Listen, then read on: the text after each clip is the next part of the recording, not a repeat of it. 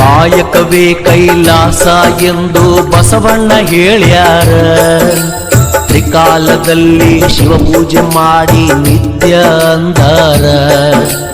ಭಕ್ತವತ್ಸಲ ಭಗವಂತ ಮೈ ತುಂಬ ಭಸ್ಮ ಹಚ್ಚಕೊಂಡ, ಆಯಾ ಕಾಲಕ್ಕ ಹುಟ್ಟಿ ಬರ್ತಾನ ಹೊಸ ರೂಪ ಹೊತ್ತುಕೊಂಡ.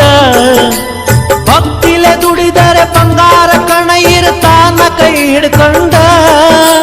ಸಂಗಮ ದೇವನ ಮಹಿಮೆ ಏನಂತ ಹೇಳಲಿ ತಿಳ್ಕಂಡ, ಏನಂತ ಹೇಳಲಿ ತಿಳ್ಕಂಡ. ಮೂರು ಬಟ್ಟ ವಿಭೂತಿ ಒಳಗ ಸಂಗಯ್ಯ ಇರ್ತಾನ. ಹಣಿಮ್ಯಾಗ ಹಚ್ಚಿದ ವಿಭೂತಿ ಬೆಳಕಲ್ಲಿ ಪರಶಿವ ಕಾಣ್ತಾನ.